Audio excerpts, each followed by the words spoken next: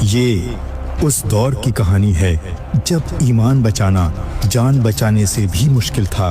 سورہ کہف میں جس کہف یعنی گفا کا ذکر ہے وہ ہمیں کچھ ایسے نوجوانوں کی کہانی سناتی ہے جو حضرت عیسیٰ علیہ السلام کے زمانے کے لگ بھگ 300 سال بعد کے دور میں رہتے تھے۔ اس وقت لوگوں کے عقیدے بگڑ چکے تھے۔ ایک ظالم بادشاہ آیا جس کا نام دقیانوس تھا۔ دیکھو اس دربار کو، یہ شہر، یہ لوگ، یہ طاقت سب میری مرضی سے چلتے ہیں۔ سب لوگ اس دیوتا کے آگے جھک جاؤ۔ تم دیوتا کے آگے کیوں نہیں جھکے؟ میں صرف اللہ کے آگے جھکتا ہوں اور کسی کے آگے نہیں۔ یہ شخص ہمارے خداؤں کو سجدہ کرنے سے انکار کر رہا ہے۔ اگر یہ ہمارے خداؤں کا انکار کرتا ہے تو اسے جینے کا کوئی حق نہیں ہے۔ ختم کر دو اسے۔ اس شہر میں صرف ہمارے دیوتاؤں کی ہی پوجا ہوگی۔ جو انکار کرے گا اس کا سر کاٹ دیا جائے گا۔ وہ اتنا ظالم تھا کہ لوگوں سے اپنے لیے سجدے کرواتا، خدائی کا دعویٰ کرتا اور بت پرستی کو زور شور سے پھیلانے لگا۔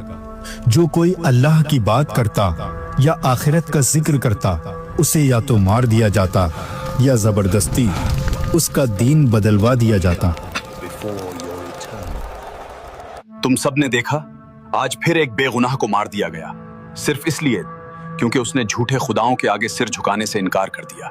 اگر کل ہماری باری آ گئی تو یاد رکھنا، ہم صرف ایک رب کو مانتے ہیں، آسمان اور زمین کے مالک کو۔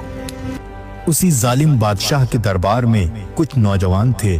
کچھ روایتوں میں ان کی تعداد 7 بتائی گئی ہے، کچھ میں 8، اور اللہ ہی بہتر جانتا ہے سچائی کیا ہے۔ یہ وہ لوگ تھے جو اللہ پر ایمان رکھتے تھے اور آخرت پر یقین رکھتے تھے۔ حضور، مجھے معلوم ہے کہ محل کے کچھ خاص لوگ بھی عیسیٰ کے خدا کو ہی اپنا خدا مانتے ہیں۔ تمہیں جن پہ شک ہے ان لوگوں کو میرے سامنے پیش کرو۔ مجھے اپنا خدا مانو اور مجھے سجدہ کرو۔ کوئی خدا سوائے خالق کائنات کے اس دنیا میں وجود نہیں رکھتا۔ بھلا ہماری ہی طرح دکھنے والا ایک انسان خدا کیسے ہو سکتا ہے؟ تم اور تمہارے خداؤں کو ہم نہیں مانتے۔ ہمارا خدا تو صرف اللہ ہے۔ خاموش ہو جاؤ۔ کیا تمہیں اپنی زندگی پیاری نہیں؟ قید کر دو ان سب کو۔ ہمارے ارادے تم بدل نہیں سکتے۔ ہمیں اپنی جان نہیں بلکہ ہمارا ایمان پیارا ہے۔ یہاں ایمان بچانا ناممکن ہو گیا ہے۔ ہمارے لیے بہتر یہی ہوگا کہ اب ہم یہ شہر چھوڑ دیں۔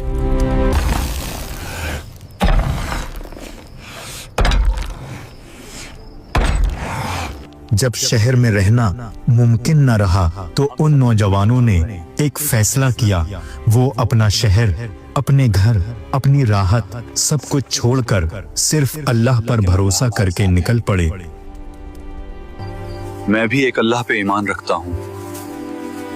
میں بھی تم لوگوں کے ساتھ ہونا چاہتا ہوں۔